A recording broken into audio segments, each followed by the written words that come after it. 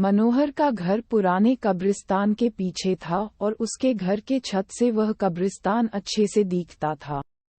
वह रोज उस कब्रिस्तान को पार करके ही अपने काम पर जाता था। मनोहर के 2 बच्चे थे और दोनों बच्चे बड़े ही शैतान थे। बड़े बेटे का नाम रॉकी और छोटे बेटे का नाम विकी था। एक बार गर्मी की छुट्टियों में रॉकी और विकी की बहन सोनिया भी आई हुई थी।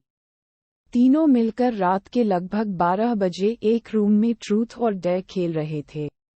रॉकी सोनिया से पूछता है कि तुम ट्रूथ लोगी या डेयर। सोनिया डेयर लेती है और पूछी है कि तुम लोग कुछ खतरनाक करने के लिए तो नहीं कहोगे ना। रॉकी, ये हुई ना बात, तो जाओ अब छत पर से घूम करके आओ और छत पर रखे गमले में से फूल तोड़कर लाना होगा, तभी हमें पता चलेगा कि तुम छत पर से आई हो। सोनिया, छत पर से तो कब्रिस्तान दिखता है। नहीं, मैं नहीं जाऊंगी। रॉकी और विकी दोनों सोनिया को छत पर जाने के लिए जबरदस्ती बोलते हैं। सोनिया छत पर जाती है और जैसे ही गमले में लगे फूल की तरफ बढ़ती है तभी उसकी नज़र कब्रिस्तान की ओर पड़ती है।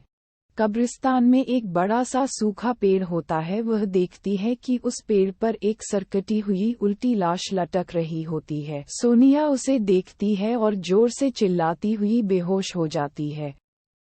फिर जब सोनिया बहुत देर तक छत पर से नहीं लौटती है तो रॉकी और विकी दोनों डर जाते हैं और वह छत पर जाकर के देखते हैं तो पाते हैं कि सोनिया बेहोश पड़ी है। वो तुरंत मनोहर को बुलाते हैं और सारी बात बताते हैं। मनोहर, तुम तीनों को ऐसा खेल खेलने की जरूरत क्या थी? और रॉकी, तुम तो जानते हो उस कब्रिस्तान के बारे में कैसी कैसी खबरें आती है, फिर भी तुम सोनिया को रात में छत पर जाने के लिए क्यों भेजा?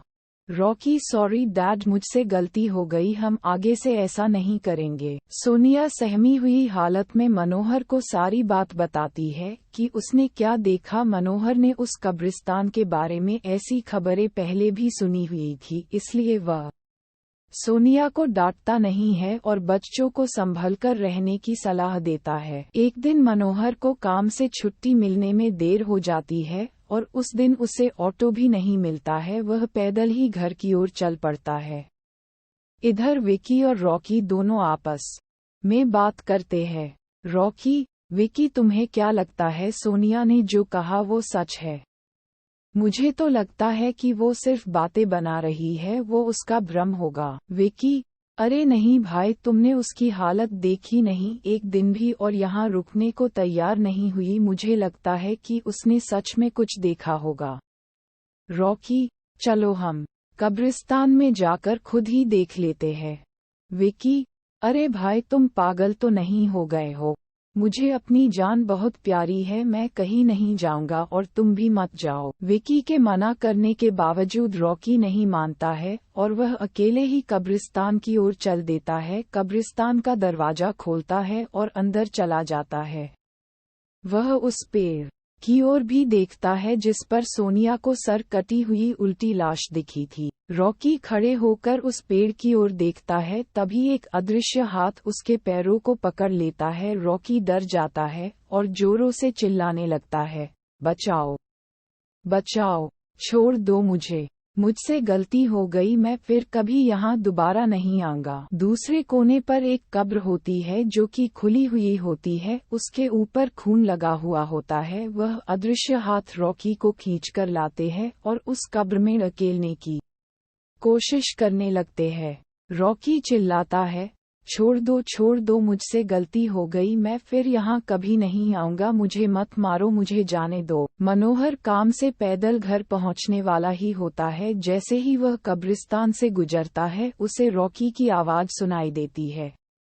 मनोहर, ये क्या? ये तो रॉकी की आवाज लगती है, ये तो कब्रिस्तान से आ रही है, मुझे जा करके देखना चाहिए। मनोहर कब्रिस्तान में चारों ओर देखता है लेकिन रॉकी कहीं नहीं दिखाई देता है।